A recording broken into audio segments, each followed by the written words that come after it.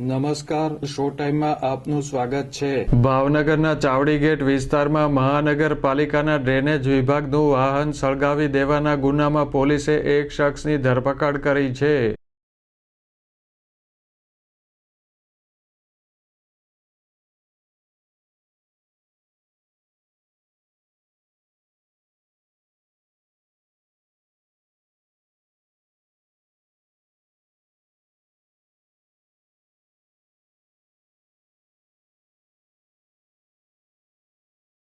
ભાવનગરના ચાવડી ગેટ મેલડી માતાજીના મંદિર પાસે સુભાષનગરમાં રહેતા ગૌતમ પરમાર અને અજાણ્યા શખ્સોએ મહાનગરપાલિકાના ડ્રેનેજ વિભાગના વાહનને આગ લગાડી હતી। આ ઘટનામાં છોટા હાથી વાહન સળગી ઉઠ્યું હતું।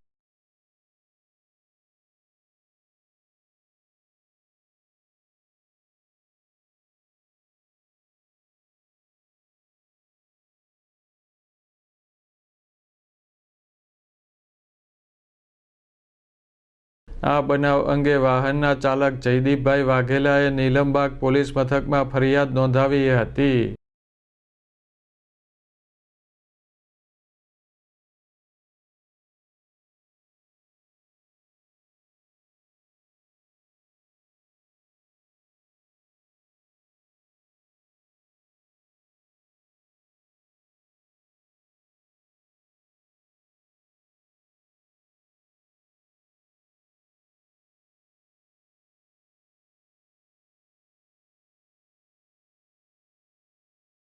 નીલમબાગ પોલીસે આ કેસમાં એક શખ્સની ધરપકડ કરી કાયદેસર કાર્યવાહી હાથ ધરી છે।